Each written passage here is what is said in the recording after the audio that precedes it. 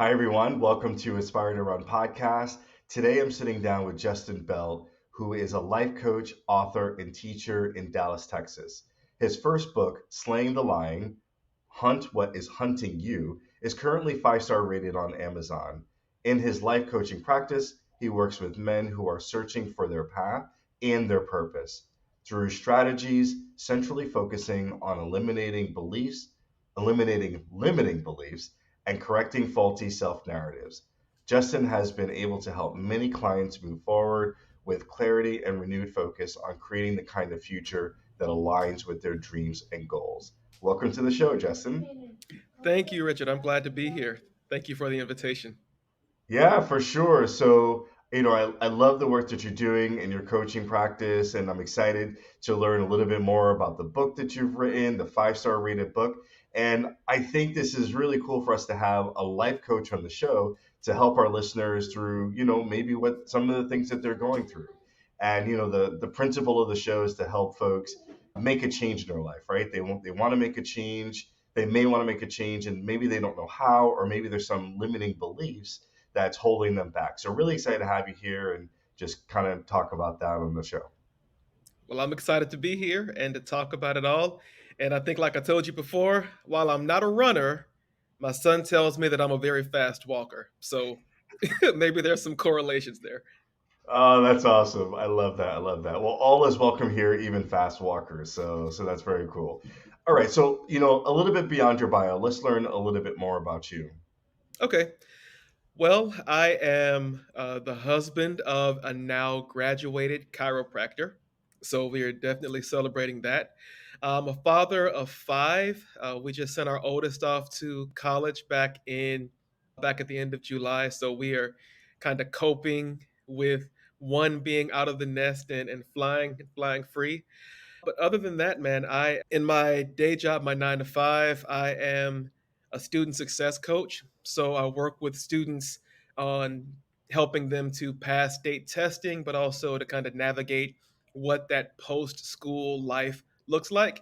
And I'm a podcaster. So I have a podcast called the Pep Talk Podcast, where the mission, everything that we do is to cheer you on and to coach you up. And the idea behind that is just simply everybody needs a cheerleader, somebody to encourage them and to, rah, rah, rah them. But we also need a coach to help us to elevate to whatever that next level in life is. And so that's what I try to do on the podcast. And that's kind of the central focus of where my path in life has taken me so far. I love that. I love that. First, congratulations to your family achievements, to your wife and your oldest now going off to college, and my oldest just went off to college as well, and I'm still kind of coming to terms with all of that, but I also kind of feel like it was time. Like she's ready to go. I think she's ready. She's going to be successful in whatever she wants to do. So I'm excited for this phase of her life. So, but anyway, congratulations to your family, and I love the principle behind your show, and I think you're absolutely right about everybody needing a cheerleader and everybody needing a coach. And just quick story on my side, and the listeners know the story that I hired a Spartan coach, I don't know, about 3 4 years ago, and I went into it thinking like, just tell me what to do and I'll do it, right? Just help me get to where I need to be. But he turned out to be so much more and helped me, really push me to do things that maybe I was afraid to do or thought that I couldn't do. So having a coach was so much more for me than I thought it was. So, Mhm. love to get into a little bit of that and the work that you've done as well. So, Awesome. Yeah. A Spartan coach. I have friends who have done some of those races. Whew. I what was your experience like? Have you actually done the race yet? I have, yeah. So, fair response to someone talking about obstacle course races, in particular Spartan. Yeah, so, the first one I did back in 2018. And after that race is the reason why I got a coach. So it was a tough race, as you can imagine. Hmm. And, I started it as a way to do things I'd never done before, overcome some of my fears. And I did the race, and I was like, I could do this better. But I recognized at that point that I needed help because I thought I trained for it. I spent better part of the year doing the things I needed to do, but it Yeah. wasn't. It didn't get me to where I needed to be. So I was just like, I need help in this area. But But it was a lot of fun. It was really kind of the jumping off point for the journey that I'm on that eventually led to Inspired to Run podcast. But so through my own journey, I started to wonder, and I started to hear a little bit of this from others, right? So as I'm telling my story, I'm hearing, "Hey, Richard, what you're doing, like with Spartan as an example, that's really great, but I wish I could do that, or I could never do that." And I've Hmm. always wondered, like, how many people out there have that same feeling, like, "Gosh, I really would love to do X, Y, and Z, but I can't, or I don't have time, or I don't have the resources, or whatever the case is." So, that I'm wondering, maybe from your perspective, what have you seen in your practice, in your coaching practice, and through your podcast? What are kind of those common limiting beliefs, and how can someone start to kind of work through those and get over those? It's funny that you started with that question because all the people that I've known who've done like the Spartan races and the Tough Mudders, I don't know if you've ever heard of those. Hmm. Um, when I listen to them talk about the physical exertion that goes along with it, I'm like, oh my gosh, I could never do that. And it's almost like an automatic response, right? And so here's what I think. I think that sometimes what we don't realize is that the way that our brains work, and when I talk to clients about this, they're like, "Wait a minute, what?" Our minds are created, they're developed. Our brain wants to conserve energy, so it looks for patterns, ways to skip steps just to make things easier. And so when we settle into what we consider to be our comfortable life, right? I wake up in the morning, hit my snooze 3 times, get my coffee, kiss the wife, kiss the kids, go to work, come home from work, have dinner, go to bed, rinse, repeat. We hit an autopilot where the brain really doesn't have to jump in and say, oh my gosh, something new has come up. So it's like good, it's conserving energy, it's feeling really good. But then something like the Spartan race comes up and your brain's like, wait a minute, this is going to require something new that I haven't had to throw the resources out for. I don't think that we should do that. And see, because our brains want to protect us, a lot of times when we introduce something that is very foreign into the calculation, it immediately wants to reject it. And that's some of the places where those fears and those limiting beliefs come from.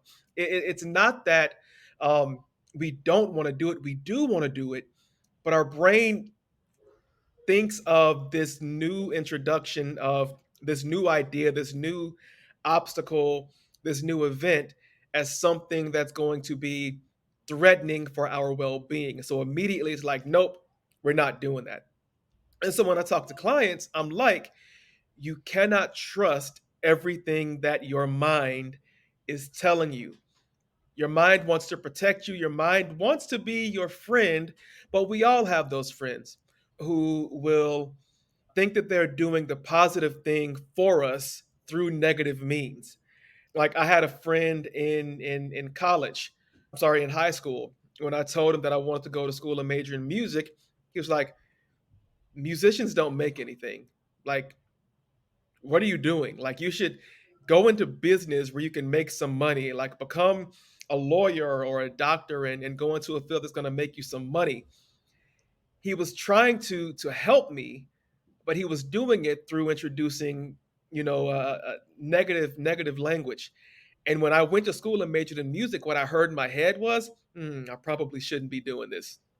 Even my mom said, you shouldn't major in music. You should major in English and become an English teacher. Now, even though I did eventually become an English teacher, um, I could hear her voice in my head. You shouldn't do music. To the point that when I was about to graduate from college, I was approached by several prestigious music programs in Mississippi to come and take over their music programs. And I said no because I didn't feel like I had it in me to be able to do it on a high level. So, what was I hearing? I had gone through 5 years of a music program because the music program was a 5-year program. I learned how to compose. I was the president of the choir. I was the, assistant conductor. I had the timing and stuff. I could have done the job. But what stopped me was in my mind, those voices, you can't do this. You shouldn't do this. You wouldn't be happy doing this. And so when I talk to clients and they're like, I'm afraid of doing X, Y, and Z. Why? Why is that? Like, when you think about doing this, what are the immediate emotions that come to you? What do you hear in your mind? Well, in my mind, I can think of all of the different ways that I'm going to fall flat on my face. I'm not going to be able to do those monkey bars. I throw up in my mouth a little bit when I think about crawling through the mud. Like, all of these things are constructs that our mind comes up with to protect us from something that could possibly cause harm. Because let's face it, sometimes inserting change into our lives, it can be harmful in the beginning. But once we integrate that well into our lives, it becomes the best thing for us. I mean, you're a Spartan course finisher, something that I could only probably have a bad dream about doing, right now. But it just falls back to the limiting beliefs and understanding that while our mind is for us, in every instance, it's not the most trustworthy voice to have in our heads. Wow, that's incredible. And, I really love what you said about not trusting everything that the mind is telling you because, I was just actually having this conversation the other day about something about affirmations and, the kind of the power of positive thinking and then kind of telling your mind about, not where you're going, but where you are, like in the future, but in a way kind of tricking your mind so it doesn't give you those kind of limiting beliefs like, oh, you can never get there or in a way of, like you said, trying to protect you. So that's really interesting. And I think to some extent it's probably happening at a subconscious level for folks. They probably don't realize that it's happening, right? And so you ask those questions. What are the emotions that come up when you think about doing something new, or what are the thoughts that you have? So that's really interesting. So I guess that's how someone should start, right? If they want to do something new that's going to benefit them in their lives, really, and they may have like negative thoughts about it, or they may not know. The first thing is, well, really being cautious about what are they thinking about when they think about those things, right? And how are they feeling about it, and maybe starting there. Yeah, I think with anything, you have to start at the root. Like, you have to explore, you have to identify what it is. So, what is that story that's on a loop? And now we're talking about, narratives, the stories that we tell ourselves. What's that narrative that's on a loop in your head? And how is it limiting you? I'm a huge proponent of stories. And our minds are such that our minds pick up on so many things that we're not even aware that it's paying attention to over the course of a day. And if we're not careful, then the saying, an idle mind is the devil's workshop.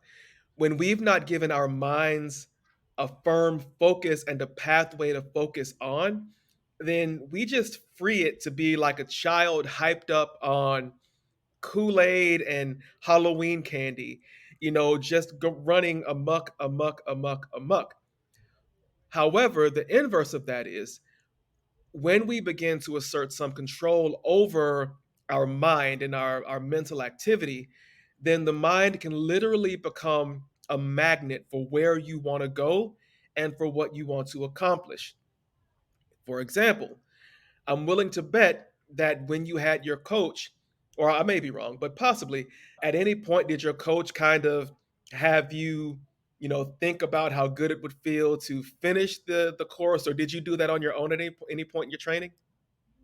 Yeah, I mean, so I definitely do that. I definitely visualize my races or the activities I have to do, which I Hmm. think I think athletes do. It's like common practice, so I can't Hmm. say that I do it at a professional athlete level, but I do that. And then yeah, my coach also encourages me to think through, what the experience is going to be like, because in a lot of these cases I've never done it before, right? So we always talk through, especially before a race, what the day is going to be like, what the prep Hmm. is going to be, what I'm going to run through, run into during the course. So yeah, both of us kind of do it. Okay, perfect. So by doing that, what you're doing is giving your mind a set of parameters to operate from. It's said that when you are visualizing something like a race, coaches often tell athletes to not just imagine what it's going to be like when they cross the finish line first, but also to feel the emotion of it. Because it's the emotion of the thing that really cements it inside of us as something that, zoom, this is what I'm going for. Nothing's going to stop me because I not only see it, but feel I feel the emotion of it. And we know that emotion is a powerful driver. So when I give my mind a firm direction to go in, all of a sudden it's like Google. It begins to pick up on information and snippets online and all of these different things that will help to build that reality around you. Like it is incredible what the brain will pick up on when we give it specific a specific and a clear search query. Just like, I mean, on Google, if I just say type in the bar cats, I'm going to get every single thing about cats, stuff that may not even serve me well, you know, stuff that is like way off in left field from the dark web. It's going to be crazy. But if I say calico cats in Dallas, Texas, that narrows it down some more. If I say striped calico cats in Dallas, Texas, that narrows it down more. And what I found, and neural research has shown, that the more specific we are and the more clear we are in how we operate and what we think about, and how we set our goals, all of these things, the more efficient the mind is in helping you to notice patterns that will relate to you accomplishing the goal. It helps you, like if you're just scrolling Facebook and maybe there's a friend who's always posting something about, going to culinary school and that's something that you want to do and you've never paid it any attention, your brain will like, wait, stop. This is about culinary school. Please stop. Notice this because I noticed I picked this up for you. The brain is really adept at noticing and pulling in the information that we're looking for that will help our life experiences align with that goal that we've set for ourselves. I love that. I love that. And, I was just talking to somebody about this the other day about, I don't remember the scientific term for it, but if I mention yellow Mercedes, and you probably would say, oh, I've never seen a yellow Mercedes on the road. But now that I mentioned it, within a week you're going to see a yellow Mercedes on the road, right? Because your mind is now kind of looking for that. Because so I forgot the scientific term for it, but I think it's similar to what you're saying there, and there's there's a lot of truth in that, and it's so interesting how powerful the mind is. And so for a few things that I picked up on that you talked about so far. So first is being conscious of maybe of some of the subconscious things that your brain is thinking, or the way you're feeling about a certain action, right? Or about a certain path that you want to take. Two is visualizing what it would feel like to be successful, right? Kind of on that path. We're talking about running. So during your race and being the first to cross that finish line. Yeah. And then three, about like setting those clear goals, reflecting where you want to be, right? And so your brain is now focused on, well, what is it going to take for me to get there, and accepting that information, and then maybe blocking out to some extent information that's unrelated or doesn't serve you in that particular goal. Yeah, I think that's it. And I like the way you put it. At the end, you said tossing the information that doesn't serve you reaching that goal. I think if we can keep in the front of our minds what's going to serve us getting to our destination and what's not serving us, then we would be surprised the progress that we can make toward whatever the goal is that we have in our lives. Like for a runner, you know, thinking about that misstep out of the starting blocks for the entire race is going to screw you. Or thinking about how far ahead of everybody else you are during a race, for most runners, that's going to screw you up. But when you really begin to focus in on, oh, how's my breathing, right? Or how's my body feeling right now? That's actually going to help you cross the finish line and accomplish your goal. Uh, and we take in so much over the course of a day. I think we have to constantly be in a state of data dumping so that the things that we're holding within us are going to be the things that are keeping us motivated and inspired to keep going toward whatever's next. 100%. You know, and I'm thinking back to even some of my recent races. You're talking about like missteps. So my last race that I had a week ago, I had a negative mindset going into it, and I know this. And physically, I wasn't where I needed to be, and I knew it. And my mind just kept feeding me, not great thoughts, and then it ended up, not reaching my goals. But I remember over the summer, I ran a 5 miler Father's Day race, and I went into it looking for redemption. I'm like, I know the previous race before that, I did my best, but I didn't get to where I wanted to be. But this race, I'm gonna find redemption, and I felt good. I had positive thoughts. I was happy. And I not only reached my goal, but I exceeded it. And, so I could definitely see the difference this year between certain races, how I performed, correlated not only to how I was training and how I hydrated and my nutrition, but also how I was thinking and feeling about the race. Yeah, man, the mind is incredibly powerful, and we have to own the fact that the way that it operates, so much of it depends on us. We give away way too much power, I'm convinced, to the people in our lives, and we fall victim to people and to situations, and we fall victim most of all to our own negative dispositions. And as someone who knows how easy it is to fall into a negative mindset, I get it. I remember a couple of years ago, I had really fallen into a state of dissatisfaction with teaching. My parents, they both taught for 30 years, and I knew going into education I wasn't going to be a lifer. I didn't start in education until I was 32, I believe. So I was already late to the blocks. But I knew I didn't want to teach until I was 62. That wasn't happening. And I wanted to quit, but I didn't know what the next thing for me was going to be.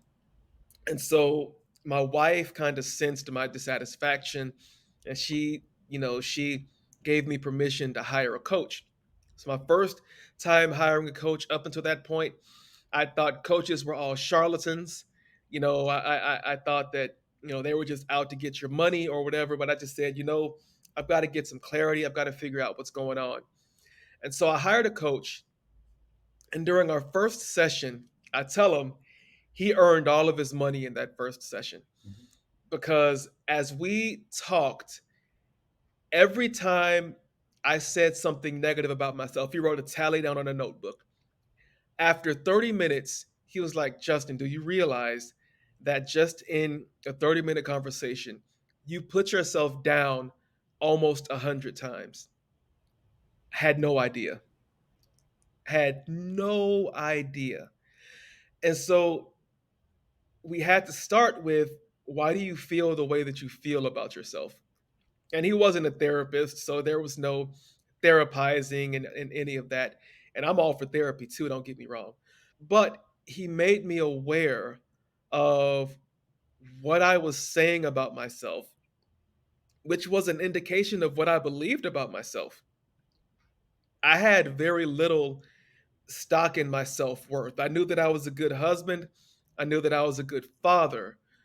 But beyond that, as far as what life was for me, I had very little belief that I could build something that would really feel that would help me to accomplish, a purpose or something.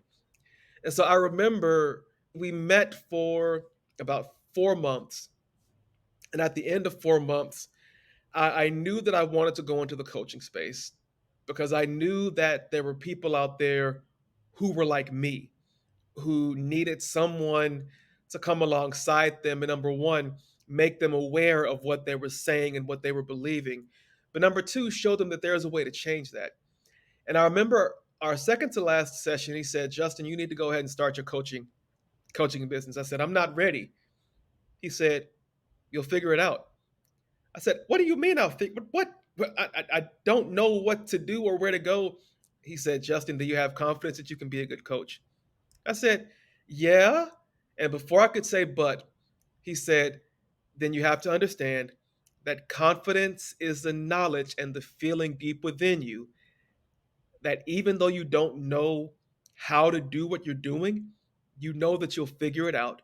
And no matter how long it takes you to get there, you'll reinvent as long as you need to, but you'll find a way to get it done.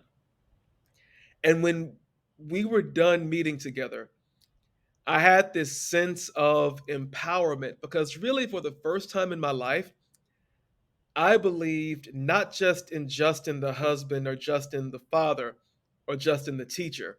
I knew that I was good there, but I believed in Justin the man and what I could actually accomplish in my life. And so because I know the power of that and the harm that we can self-inflict on one another, I knew that coaching was for me. But even more than that, I really realized the power that each and every one of us harbors on the inside of us that we never really get a chance to tap into. And so I'm out to shift all of that for every person that I come into contact with. My students are like, Mr. B, I don't need your affirmations. Like I don't need your pep talks. I'm like, okay, but one day you will. So just listen. Sit down and listen. I have you for another 90 minutes. Just sit down and listen. And so, you know, and that's why I got into the podcasting space because I think you get this is that thing that's burning on the inside of us, we have to get it out somehow. And what you're doing, you're encouraging people. And, these are things, these are mindsets that don't just help runners, they help slow walkers, they help fast walkers like me, they help people who are crawling. Like, you're just doing it in the space for runners. But I could put a client on to your podcast and say, come away from this and tell me what you think. And they can come back from this and say, yo, I can take what he said and I can be so much better and more efficient in my job just based on what Richard said in episode 99 of the podcast. So I applaud you for what you're doing too, because I think the passion that is within you, you're bringing it out in a way that is helping people not just to run better, not just to race better, but to live better and to think better as well. Sorry, that was long Wonderful. winded. Oh, no, that was wonderful. 100%. I deeply appreciate what you said, and you're exactly right. On the show, we talk about mindset, movement, and motivation. So those three pillars. But I always say the movement is running because that's what I know and love. And I've seen running transform and change the lives of so many people, right? And many of Yeah, those have come on the show. But it could be anything, it could be any form of movement. And it doesn't even have to be physical. Like you said, the movement could be movement in your career, it could be movement in your family life. It could be movement in your, relationships, but kind of following those principles of having the right mindset, taking action, and staying consistent and staying motivated. So yeah, I love what you said. I appreciate you, because that is exactly what we're trying to do here. So hopefully running doesn't scare everybody away because I know it's a very polarizing topic, but it's so much more than running, as you pointed out. So I appreciate that.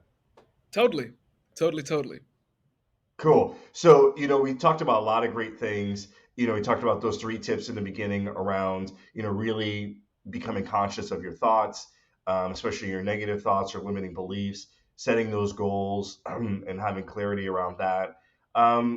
Let's talk a little bit about, we talked about coaching, the importance of coaching. So, coaching may or may not be for everybody, depending on, what you believe or what your beliefs are about coaching.